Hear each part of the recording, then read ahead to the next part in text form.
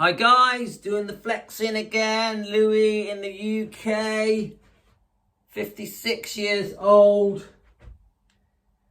So today's topic is, it's been 250 days since I started the carnivore diet. So I just wanted to give you a shortened version of those 250 days. So just think, put yourself in my shoes 8 months ago, around in the summer. And I've already said, I know I keep repeating myself in most of my videos, and that's because the message is always the same. It's a very simple message, always. So there's two goals: to lose weight, to regain my health. These are the two massive things. The fact that I then went on to feel younger and have more energy and love life more was just a bonus. So I've already said this in other videos. I had a phone call from my brother and he was saying, "Louis, you don't look well." I'd also been diagnosed that I had pre-diabetes, and I had this very serious case of ulcerative colitis that I'd had for 15 years. But me going on the carnivore diet had nothing to do with my ulcerative colitis. I had no idea that the carnivore diet and eating fatty meat and eggs and stopping the sugar and the carbs and all the bad stuff was going to cure my ulcerative colitis. I definitely had no idea that it was going to make my thinking become crystal clear and make me feel younger. No way. So this is how I started it. I jumped in head first. I stopped the sugar in any drinks, like tea and coffee, obviously. I said no more bread, no more pasta, no more rice, no takeaways, fast food takeaways, no fizzy drinks, and obviously with sugar in. And I really did jump in at the deep end. And I also did an OMAD, 1 meal a day, 24-hour fast, and I really stuck to it. And I really did just eat fatty meat, eggs, fish, salt, cooking butter, cooking my fatty meat, and I just stuck to it. And I'm completely going to admit to you that stopping a breakfast, stopping the snacking, stopping my lunchtime meal, stopping my snacking between lunchtime and tea time, and also stopping snacking between my tea time meal and bedtime was really hard, really difficult. It was just willpower, but I wanted to change my life. I'd had enough. I looked fat and bloated and my face was ballooned and I felt ugly, and I would look in the mirror. I couldn't look at myself, yeah? And that's a far cry from now, because now I'm just super vain. Look at me, I'm constantly showing myself off. I can't believe that a man that is 56 can look fit and look strong and still be handsome, if I don't say so myself. But anyway, so I could see quite quickly after 2 or 3 days, I woke up and I just had this different feeling, like, ooh, got a spring in my step, got a bit of energy. I could just sense there was something changing. And I still wasn't sure, because I thought that anyone that fasted was weird. And I also thought anyone that just ate meat was weird. So I understand when people criticize the carnivore diet, because it's strange. It is strange. Even though ancestrally, it's what humans have done for hundreds and hundreds of thousands of years. But that's not the point, because we as human beings have been eating the balanced diet, the recommended balanced diet that's in the pyramid. So grain and bread, cereals, and obviously we've been told to eat a small amount of meat and eggs, but also pastas and rice and salads and fruits. And it's okay to have some things with sugar and low fat anything and lightweight anything. And do you get it? So we're all, generally all of us are all sort of eating the same types of food, aren't we? And we think everything is, if it's done in moderation, we think it's good for us. And this is so untrue. And then the obvious thing about seed oil and vegetable oil and margarine, it's just so bad for you. But we all thought it was fine. If it had omega-3 in it, margarine with omega-3 is fine. No, it's not. Do you get me? So we're having these ultra processed foods that are not real food, that are full of chemicals and additives that are so bad for us. It's not real food. This is fake food that is being mass produced to feed the masses, that is poisoning millions around the world.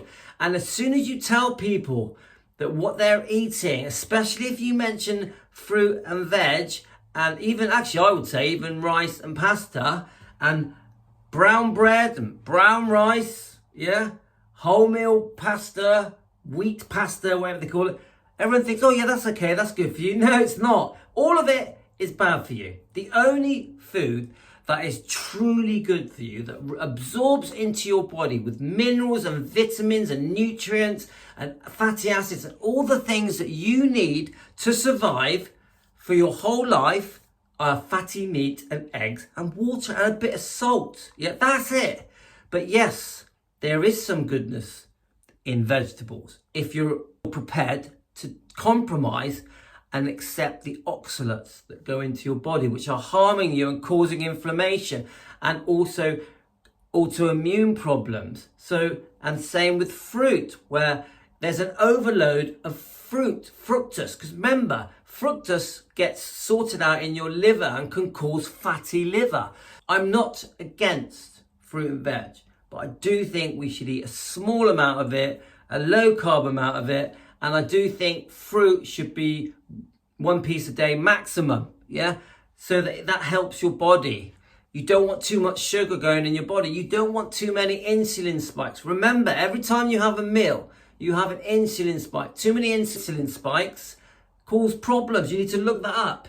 And you can become insulin resistant. You must look that up, insulin resistant. Anyway, so I stuck to this diet, and I could see very quickly within days that my diet, I was getting slimmer, and I was feeling better, and I had more energy. And I thought, because it was working, I thought, all right, I'm going to give it a go. I'm just going to carry on with this. And I did have times, you know, in the 3, 4, 5 months, quite a long period, all the way through the summer, I was weightlifting more, and I was running more, and I was doing press-ups, and I was going for much longer walks, and I had this newfound energy where I was running around the house fixing things, and I was doing jobs on my cars and just doing stuff that I had put off for years. But I could tell that I felt different, and I really do feel that I became born again. And what I did notice is that my body started changing, where it was really enjoying the meat, because you'd think that by eating meat all the time, you'd grow sick of it. And do you know what? I had some days like that where I thought, oh, I can't even look at meat. But the next day I would wake up and I would have this craving for meat and fatty meat and eggs again. It would all come back. And now, 8 months later, I go to bed full up with, I've just had, say I've had a meal at 6:30, and I've had lamb and steak and eggs, yeah, very fatty, and a pint of water. And I go up, watch a film, go to bed. I wake up the next day and I know I'm not hungry, but I'm looking forward to my 2 p.m. eggs and bacon. I'm looking forward to it. Even though I've been having the same meal every day, for some reason you adjust. And as you become more fat adapted, your body craves, look up fat adapted. Your body is just craving the meat and eggs. It is. And yes, every now and then I'll have a weak moment. But for me, a weak moment is a plum, an apple, yeah, a few grapes. That's a weak moment for me. Never ultra processed food. Never sweets or chocolate or pasta or a pizza or a big cake or a load of donuts. Never. I will not put anything like that in my mouth. I refuse to put poison in my mouth. And sugar is very, very harmful. And look into what happens when you have very raised blood sugar levels. Yeah. So just trying to end the video so I don't go on too long. I basically repeated this all the time. And when I went through hunger cravings, which did happen, I would swig lots of water. I started putting coffee, blending butter into my coffee. That would take away some of the hunger.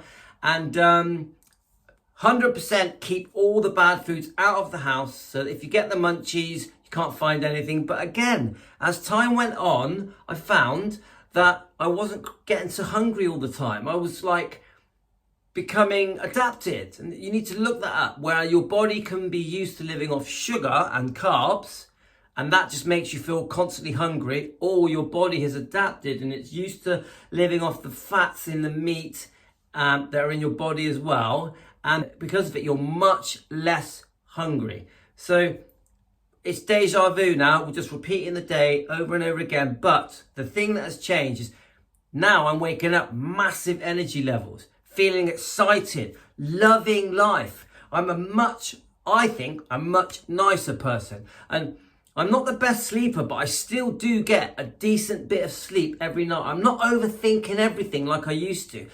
That part of my habits have massively improved.